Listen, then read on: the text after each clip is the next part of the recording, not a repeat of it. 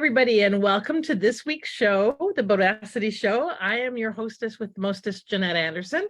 Oh, and I'm so eager to get going on today's topic that we started 2 minutes early, but that's okay. We're here, and it makes up for the times that I'm 2 minutes late. That's my theory. It's called balance. We're going to go with that. All right. I am very, very excited to introduce one of the few men that we have on because, you know, I say that I serve women and a few good men. And so Reed is here because he has a very valuable expertise in supporting women and entrepreneurs in general with really getting more, I don't want to say control, I want to say more awareness and influence over their language and how that impacts and affects us. So welcome, Reed. I'm glad you're here. Nice to have you. Excited to be here. I like that change of word from control. Yes, exactly. So I'm going to read your official bio, of course, and then we want to find out the juicy tidbits. So Reed's leveraging 2 master's degrees, sports psychology and early childhood development, interesting combo, and 30 years of professional experience. Coach Reed dedicated his life to creating more effective environments for achieving peak performance. An internationally trusted expert, he's consulted with organizations around the globe. A former Division I athlete, he shared his own communication experiences in his 2015 TEDx talk, Echoes Beyond the Game. His book, The Spartan Mindset, due out in April 2023, focuses significantly on the impact of language on performance. It's a must-read for anyone who strives to be more effective and supportive communicator in high-performance situations. So for all of the coaches and speakers and authors out there, this is a very important topic, so time to listen up and listen in. All right, welcome. That's an impressive resume. What got you into all of this? So tell us your why, and then we'll come back to the other little tidbit about you. So why is all of this so important to you? I started this journey, well, at 16 years old, my mentor coach asked me to become a coach. He said it would change my life. It would change the way I see the game. I was a soccer player at the time, and it would change the way that I interacted with other people in a leadership role. And he was right. And, you know, I'm now 49 years old. I've been on this journey for all these years, and it completely changed me. Along the way, what I saw was, as I started to pick up experience from other mentors and learn from other people, and I started to understand the game from my perspective, and then obviously advanced degrees, I started to see that there was this disparity in youth sports and the way we were coaching children and the way different coaches coached.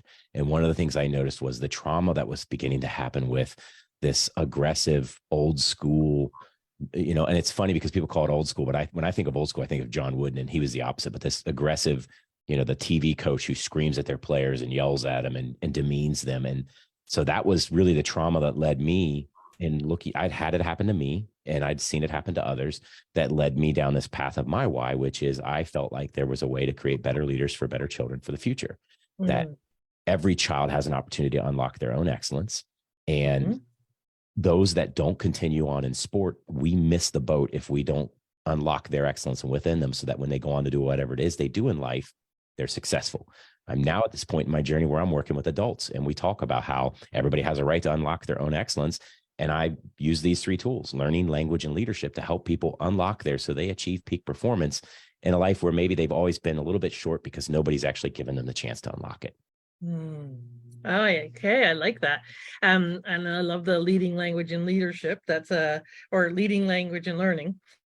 Because alliterations work nicely. So it sounds like you've been doing this for quite a while. It came out of your passion when you were younger, but you've also been really looking at and studying this for a long time. Before we kind of launch into language as a definer, let's find out more about you. And so tell us something about you that we wouldn't know or expect or find on your website or. Yes. 2 things. One, I am an introvert. I'm actually shy. So if you put me in a room full of people, I'll find the wall and lean against it. But people always say, there's no way, you're a speaker and you coach. But my true nature is to actually be a little bit withdrawn and introverted. And the other thing is I was a ski bum for a year in Park City, Utah. So I took a year off between graduate school and the real world, and lived the life of a ski bum, and it was absolutely phenomenal. Oh, that sounds fun. Well, I've heard a stat. I don't know where it came from, so I don't know if it's real, but I've heard it a few times. 67% of professional speakers are introverts. So yeah, it's not uncommon. And it's easier, I think, to speak than it is to be in a room like a party or something like that, where you have to interact and all that kind of stuff. So what really started you on the path of being interested in language as such a defining important part of what was going on? So I was working with, I'd been working with teams, and what happened was I usually would get these teams, I'd inherit, they called me the whisperer. I'd inherit these teams where they just needed a little bit of help because they had a traumatic event, they'd had a difficult coach in prior years, or they just were struggling as a team to gel, or the kids just weren't really enjoying themselves. And so everywhere I went, the clubs would be like, oh, the kids really like you. Why don't you take this team? And the more I started working with these teams, the more I realized that a lot of times it came down to how they were interacting with the world based on how people prior to me had spoken to them. So they played out of fear, or they were always looking for validation. And every time they do something, they'd look over at the bench at me instead of just continuing to play the game. And when they made mistakes, you could see that internal voice, because they would voice it sometimes, or you could just see the facial expressions, that their own internal dialogue was so mean to them. And a lot of times with the kids, what we say around them helps become their internal dialogue. So if we're critical of them, and if we're implanting this, think of it like software. If we're writing software on their brains that's negative, that's malware, then that's the software they have to use to interact with the world. And so that's really what started that journey of my wife and I talking a lot about these kids. I'm constantly building them up and empowering them and having to say things to make them, to grow their brains. And I'm spending more time doing that than I am on skills, just to quote unquote fix the broken software. Mm-hmm. And so that happens with, well, I would probably say every single person. As we grow up, we inherit those negative tapes or negative software from parents who inherited it from theirs, and vice versa, and back. What's some of the ways that you recommend for overwriting the malware, or deinstalling the malware? Yeah, deinstalling. I like that. I always tell them it's reframe and rewire, right? So it's just you. We became very intentional with the language around ourselves and our kids, and then the kids I coached. It was just, and I started to listen very closely to them. So that's one of the things as an adult in their world is you don't have to demean somebody, and you don't have to be negative to still coach somebody up or empower them or teach them. And so that the feeling is that there's this mentality that we have to break people down and show them where they're wrong and where they're flawed before we can fix them. And I always took a different route. So if you're working with people, think about the language you use, because you can be empowering and still give criticism or feedback instead of criticism. And you can also demand excellence out of somebody, but not demean them. So how you say it and the words you use make a big difference. So yeah, a lot of times we use negative words with people, like you failed there, you did a poor job. I heard a coach this weekend say, what are you doing? What's going on in your heads? Why do you keep failing? Well, staging those kinds of questions to athletes immediately puts them in a defensive, and it's negative. It's a negative spiral. So flip it. Take a step back before you say something to somebody and think about a more positive way to say, I see you're having a difficult day. Is everything okay? What can we do to help you play a little bit better today? Those kinds of questions still remind them that they're not performing at peak, but help them stay on the active offensive, in other words, in their logic brain. Side note, one of the things that happens when we criticize or yell at people or put them on the defensive is a lot of times the amygdala is activated. So the base of the brain where the fear center is, that becomes in control. When the fear center is in control, all we think about instinctually from the dawn of time with our lizard brain is survival. So if we're in survival mode, all we care about is fighting, fleeing, or freezing. And that's why you see people choke in those situations. So our goal there is to keep from activating the lizard brain by remaining calm and using positive language that keeps them in the frontal lobe where they can think. And so we can do that with ourselves too, right? So I'm thinking of the various listeners, and I want, the moms out there to be listening with an ear towards, how do I frame things with my kids, whether it's sports or just cleaning up their socks. If you're an entrepreneur and you have a team, how do we apply this to that? And for everybody, if you're, in any relationship, how do you apply this in that relationship? But let's start with how we apply it for ourselves, because I think most people have fairly critical voices in their heads. They have fairly critical self-talk, which I would assume also triggers the amygdala, that we scare ourselves. We put ourselves into that defensive mode. So how do we, A, notice that, and then B, get out of it? One of the things that we did with our kids and that I've advocated for, and it's difficult to keep up with, but journaling is great. So, and you don't even have to journal the full day, but maybe keep a language journal at the end of day, or when you have time during the day and you're thinking about it, think about the words you're using with yourself and write down those words that come up most often. You know, you do the word clouds. What you'll start to notice as you journal, especially if you do it in a computer and you can do a word count, is you'll start to notice the prevalence of certain words that are used regularly. No, don't, can't, try. Those are words that they actually they prohibit peak performance, because obviously if you're constantly telling somebody no or telling yourself no, then that's shutting down brain processes. That's a dead end path. Mhm. Try is that excuse word that says, oh, I gave it my best, but I just didn't quite get there. It gives your brain, your ego, an opportunity to be okay with not actually achieving the goal. And, but we call but the stinky part of the conversation. That's another one where people will say, oh, you're such a, Reed, you're so smart, but you're just not good at math. Well, that but eliminates all the nice stuff I said before. And all I'm stuck with is the stench of the negative that I said after that. And so in your own day, start to notice those words that pop up. If a word like can't is coming up regularly, you've got to reframe that. And then that's where you rewire. You've got to be intentional and find an accountability partner who can point it out. My wife and I do it all the time. I've got a best friend that I golf with. And anytime I use a word that's in my book, he points out, oh, did you just use can't read? I thought that's a word that you shouldn't be using. So find that accountability partner who can and tell them, hey, for the next week, I want you to help me eliminate can't from my vocabulary. And then the other key to that is the final piece is find a replacement. Start to rewire your brain with a new word. So instead of can't, it's yet. Oh, I can't do that yet. Or, oh, I can't do that's too hard. Oh, this looks like a great challenge. I am so excited to start this challenge. Yeah. Or I choose not to. Or I choose not to. Yes. Yeah. Exactly. Most of the time can't is just a variation on the I don't want to, or I choose not to. And so one of the things I'm curious about is if there are differences in specific language when it comes to men and women. And so let's talk for a minute about peak performance. So what do you mean by that? What do you mean about being peak performance or a high achiever in that regard? What's your definition of peak performance?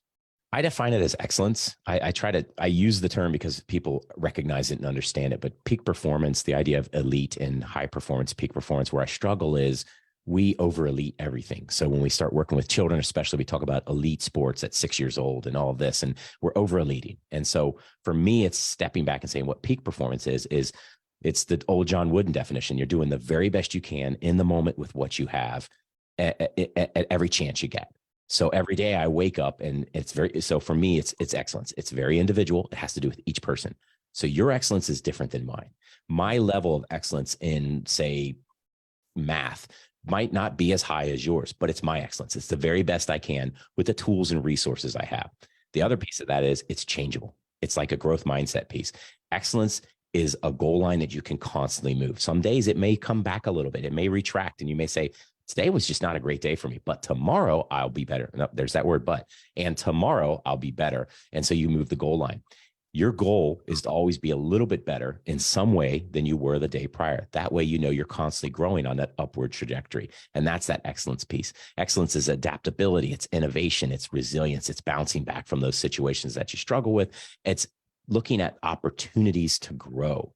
And that's a big piece for me. So for me, somebody that's achieving excellence is they figured out what it is, what their strengths are. They are willing to push those strengths into the uncomfortable zone every once in a while.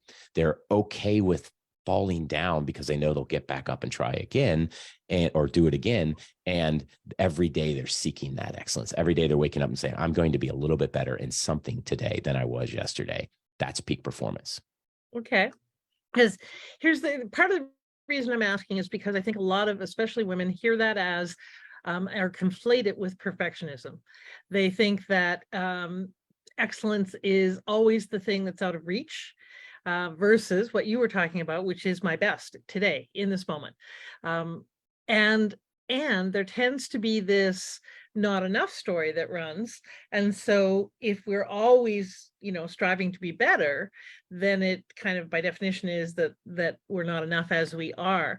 And I think that that's what really often messes with a lot of people, is that feeling driven, that to be more, to do more, to have more. So how do you, when you're working with leaders who are very driven, and who may be perfectionists, how do you help them find the balance of excellence versus perfectionism and being mindless, maybe not mindlessly driven, but driven in a way that's not helpful or healthy or effective? Sure. We talk a lot about the idea of perfectionism versus mastery of a skill, or finishing it, getting it done versus getting it right mentality. And so the perfectionist, so there are three people there. There's one, the person that just wants to get it done, and they'll take the shortcuts, they'll cheat, they'll win at all costs. And so we want to first eliminate that mentality and say, no, we've got to get it right. And then the perfectionist says, well, I've got to get it perfectly right. And the thing is perfectionism doesn't exist. It's a ghost we're chasing every day. And so we talk a lot about that. Like, are you chasing ghosts? Or are you chasing realities here? And you create your realities. Perfectionism doesn't exist because there's just never an environment where everything can come perfectly. There's too many variables. There's way too many variables at play. So what we have to do is focus on the variables we control. Excellence is within my control. How I react to a situation, how I approach a situation, how I perform within a situation, all completely under my control. What's not under my control are the external factors, how my competitors do, what, using sports, what calls the referee makes, what the weather's like, what the economic conditions are in our environment, why buyers won't buy from me right now. I can't control those. What I can control is how I show up at my very best and how I've mastered my abilities and my skills to their best. The other piece of the excellence that a lot of times when I talk about it and people misconstrue it is, for me, again, it has to do with the resources and tools I have in that moment. So I can be excellent at a certain level in math at 18 years old. And then as I take more math classes and find more resources and tools, I can be excellent at a completely different level 5 years later. That's why excellence isn't about perfection. It's about using the tools and resources you have. And if one day you feel in your heart, I'm at the very best I can be right now, I feel like I could be a little bit more. It's not that you're not enough. It's that you need to find those tools. You keep controlling your environment and control the things you can control. The other issue we have is people tend to compare. So I look around and I say, and comparison's the thief of joy. So I look around and I say, oh, I thought I was really good at this, but like, Jeanette's so much better than me at this. That's your journey. That's not my journey. I can work with you so I get better. I can compete alongside you, because competition, the root of it is to strive together, and you can help me be better. But I shouldn't compare myself to you ever. I should compare myself to who I was yesterday or a week ago or a year ago. And a lot of times that's the big one with leaders is stop looking, an hour away or 2 hours away and look a year ago. Where were you a year ago? Those are those marginal gains. It doesn't have to be big leaps and bounds, because those are usually bounce backs. When you have a big leap, like you lose 30 pounds, some of it bounces back on because we're not used to that. But if you lose, half a pound a day for so many days, you can keep it off. And it's the same thing for leaders. If you add big, massive amounts to a situation, you'll probably have a little bit of retraction. But if every day you're getting a little bit better, 1% better over a course of 100 days, how much percentage is that? So, and I love that, and thinking of it more as really staying focused on growth as opposed to constant need to be better or more or have tos. And I loved your quote, the comparison is the thief of joy. I think that's very true. So tell us, because you mentioned feedback, and I think that one of the things that a lot of entrepreneurs, a lot of people have in general is challenge with giving people feedback in a way that's constructive, powerful, and they might stop themselves because they don't want to hurt someone, or they don't want to be disliked, or they don't want, like there's all of our different approval issues that come up. How do we provide feedback in a way that is constructive, powerful, and effective versus all of the hinky things that we do normally, which is usually avoided or be aggressive or passive aggressive, or, all the things that don't work. So what are some good ways to provide feedback? So when I was working with athletes primarily, especially ones that were like really at a higher level of performance, one of the things, apologize, my monitor keeps going out. So that if you see me stop for a minute, it's because it's fritzing, that's life. I can't control that. Exactly. One of the things that I was always geeky about was setting that feedback up ahead of time. So it wasn't a one-off. It wasn't a lone instance in a vacuum. So at the beginning of the season, every athlete had goals that they wanted to achieve. They had standards of excellence or standards that they wanted to perform at. And then as a team, we had those goals, values, and standards. And then my job was to help hold them accountable to those goals. So they were theirs. So when I went to provide feedback, they wanted it because it was their choice. It wasn't like I put something on them and then gave them feedback. We worked on what mattered to them as a goal. And so when I would sit down with them and give feedback, they were seeking it more than they were like, oh, here comes Coach Reed. He's going to give me feedback, because they were like, okay, this was my goal for the year. I want to hear from Coach Reed. How does he think I'm doing? So there was that already set up that they were expecting it. And then when I gave the feedback, like I didn't have to, usually I wouldn't point out the negatives. I'd start with questions. How do you think you're doing this season? What was your goals at the beginning of the season? Well, where do you think you are on that journey? What can I do to help support you on that journey? And let them evaluate themselves a little bit. And then I would ask those why questions. Well, why? Why aren't you there yet? Why is this, and this, coach? Okay. And then I'd give my advice. Great. Here's something that I'm recognizing, that I'm seeing, that I think would be great if we could work on, and I'll provide you the tools and resources to work on them. Let's do this next time, see how this works. So those were the big feedback moments. In situations where people are in performance and it's those little short feedbacks, I always tried to get a moment where it was just them and I. So if they're out on a field, or they're out on the floor, or they're out doing their job, and they're amongst all the sales team, it's really hard to give that feedback. But when I got a moment to get them on the bench with me, I got a moment to grab a coffee or something, then I would again do that debrief. How did you think that went? Well, coach, I could have blah, blah, blah. Okay. Why did it happen that way? Well, coach, this, and this. What could you do differently next time? Well, coach, blah, blah, blah. Great. So here's a game plan. Next time you get out on the field, you said that you think you felt like this didn't work, but doing this would. So let's eliminate the didn't work. Let's add this will work. So it's that whole thing that we talk about at the end of the year debriefs. What are we taking away and what are we adding? Doing that in the moment with athletes, or doing that in the moment with performers, is so spectacular, because they have and I don't give them a whole lot. That's all they need. Like one or two things, especially in the moment. One thing, two things, go do it. Make that change. Especially with, if you're working with your team and it's a sales situation, look at the language. Okay, so you use this word a lot. Is that an effective word in sales? No, coach. No, Reed. So what would be a different word? Maybe this word. Okay, let's do this word next time for the next 4 or 5 calls. See if that word works. And now we're giving this in the moment feedback. I'm never making them feel bad about themselves. I'm just showing them where they can grow, and they're usually excited to grow because I'm giving them tools and resources to grow. That makes a lot of sense. And so translating it into scenarios or situations, though, like for instance, I'm thinking of my team, my virtual team. One of the things that has to be in place initially is their goals and their what they want to achieve. And I would assume, because we're their staff and employees, that it's also that we've set up accountability around the expectations of their role. So here's what they're going to be working on. Here's what they're going to achieve. Set some goals for them within that role. Have that be established up front, and then managed against those goals and or expectations or requirements of the role, rather than coming back later and saying, well, you didn't know that you weren't supposed to do this, but you weren't supposed to do this, right? And the same thing with, I imagine the same thing with kids, with husbands or partners, with partners in a relationship, or business. Really important to set those initial parameters and set accountability for what performance will look like, so that you can then manage against that expectation or that objective. Definitely. And there's that whole moving the goalpost thing. Like when it's me for my personal excellence, it's okay for me to move the goal line because I'm trying to get better.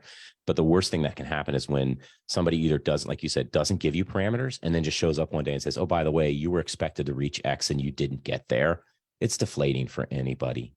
When you've been climbing a mountain and somebody shows up and says, you've been climbing the wrong mountain, that's deflating. So, or you've been climbing it on the wrong side. So the first thing is you set them ahead of time, like you said. And then the next thing is you can't move the goal line without having a meaningful conversation. I can't say, hey, Jeanette, as part of being a part of the team, I know your goal is X, but I'd like for you to make 100, book 100 podcasts a year. And then you come back and say, oh no, I needed you to book 150. Like we have to have that communication. And so feedback is communication.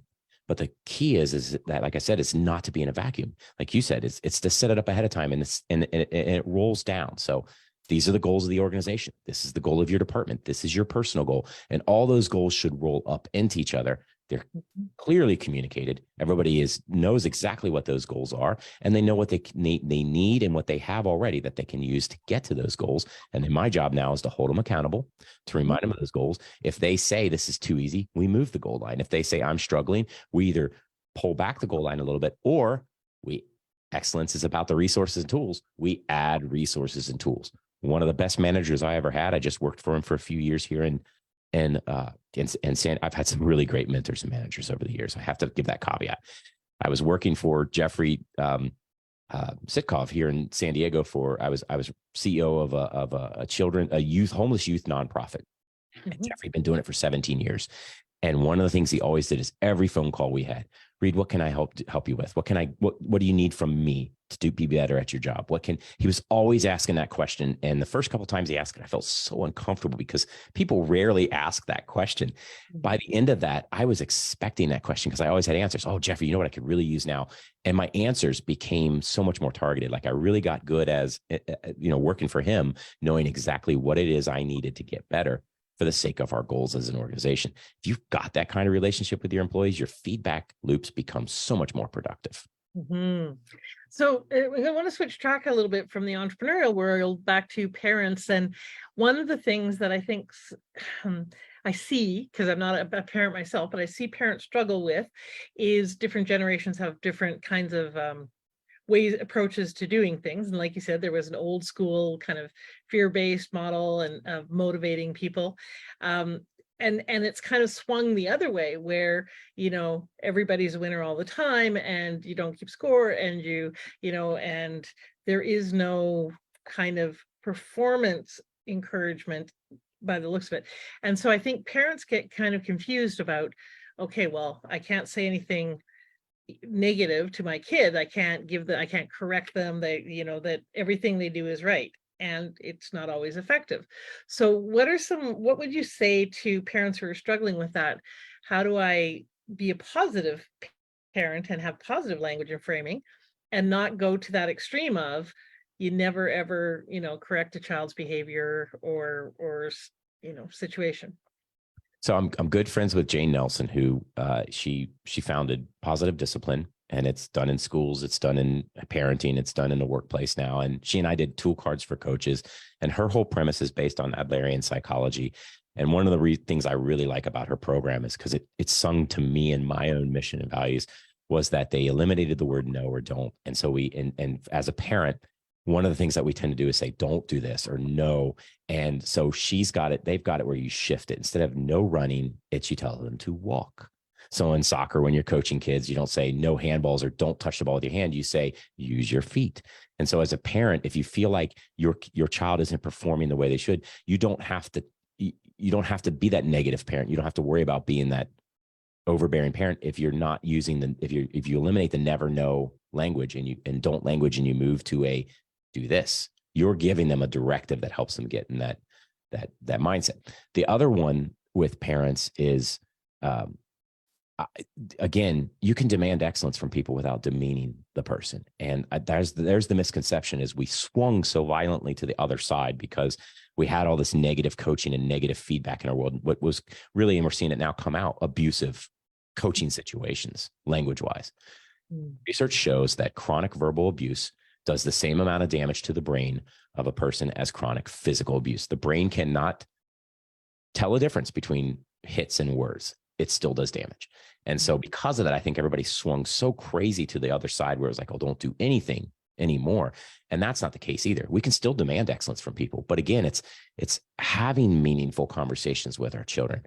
Find out why they're doing the things they're doing. That's the big thing that we have as parents is our kids will do something and we're so frustrated because they're not doing what they're expected to do. They're not doing what they're supposed to do. They're not performing at their best. They're not behaving, whatever it is.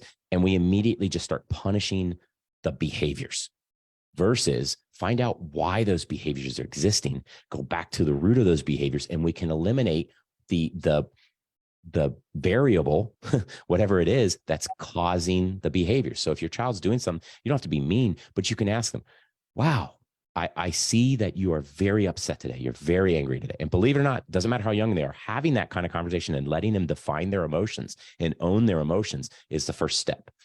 And then instead of punishing the anger or the outburst, a lot of times they do those things for certain reasons. They feel unheard.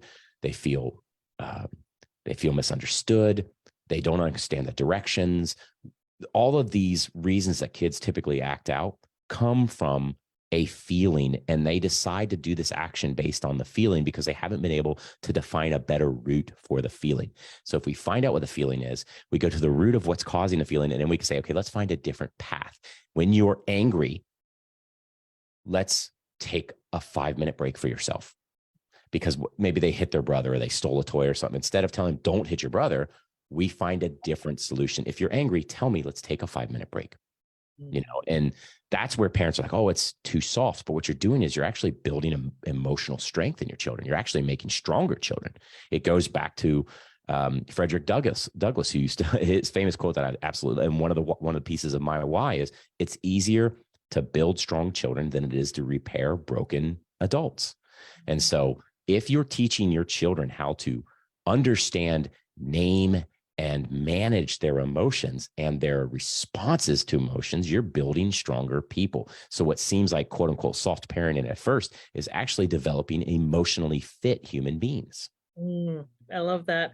And I also hear in that it's never too late to do that for ourselves and with ourselves as well, especially for many people who have shut down, they're disconnected from their emotions and or suppressed expression, to be able to do the same thing, to name it, own it, allow it, and then see what's driving it and what would be a more effective expression of that. How do you get the need met some other way?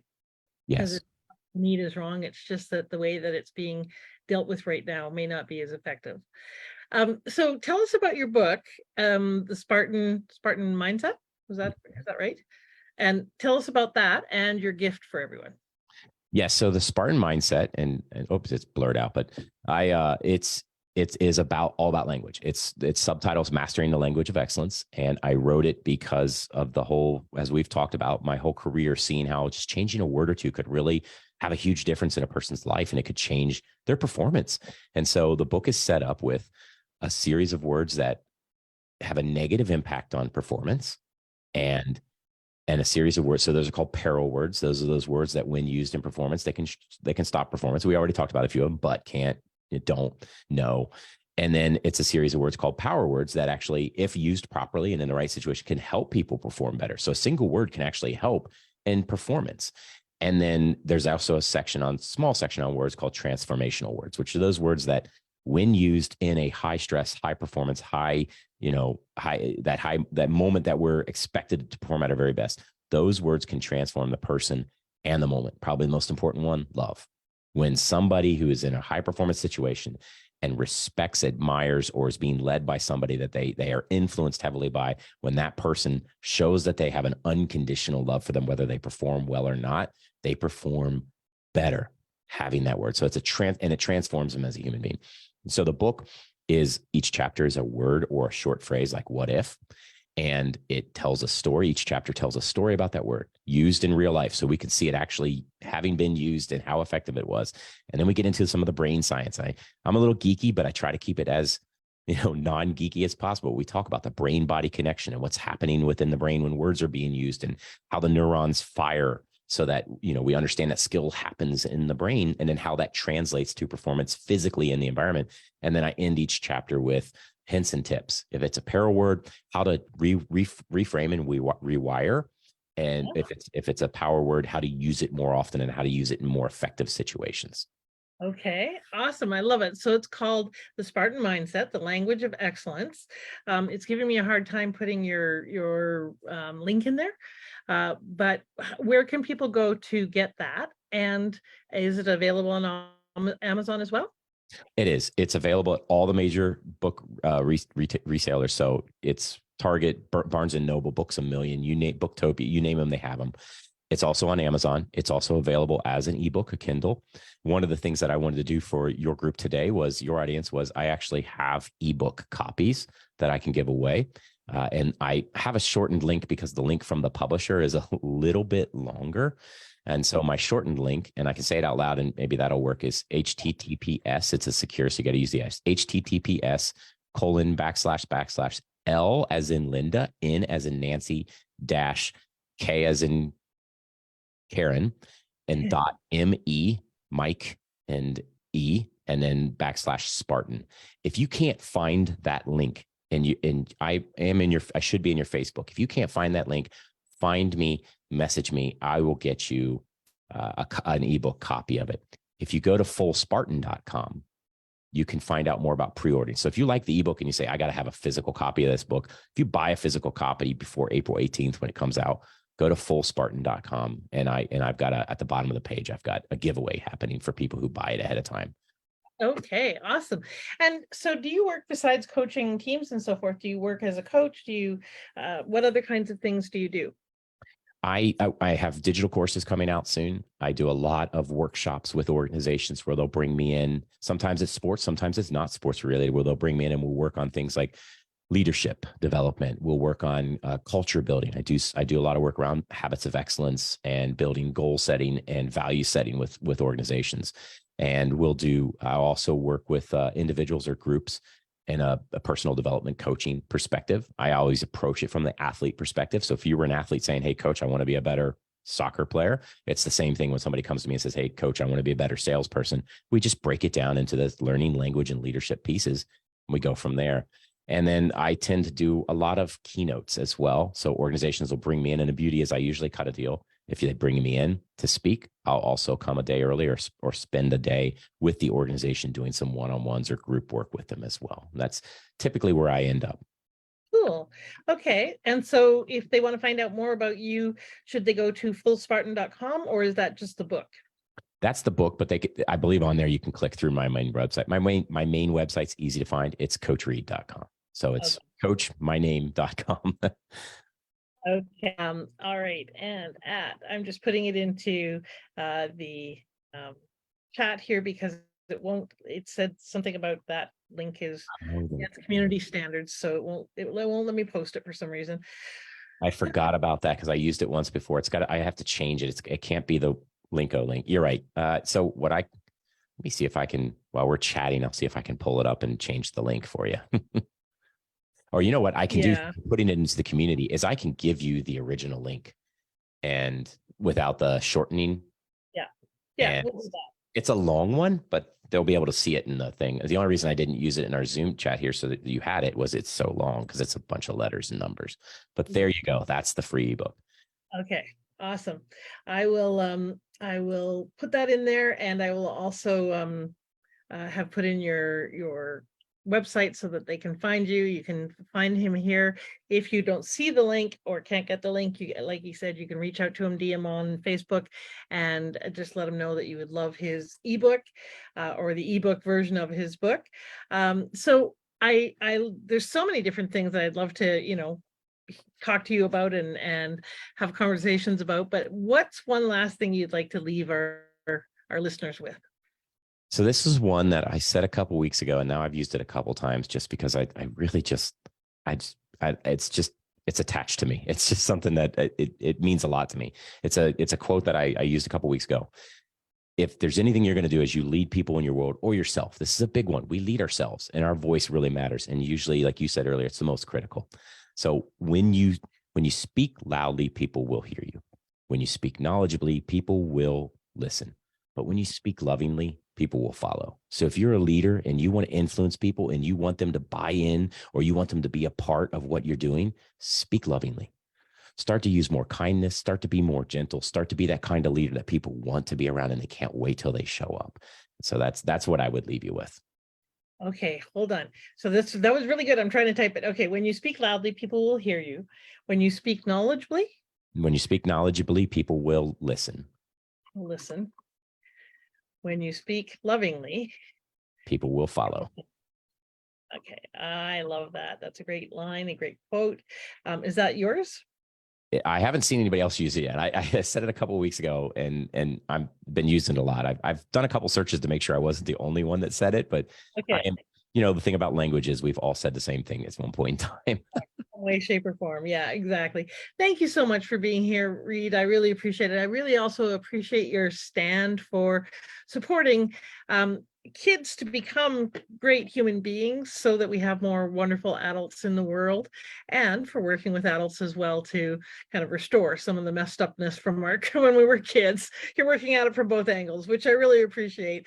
And I do love the emphasis on being aware of how much we create our world with our words, and what kind of world are we creating for ourselves and others. So thank you so much for the heart behind the work that you do. Really appreciate you.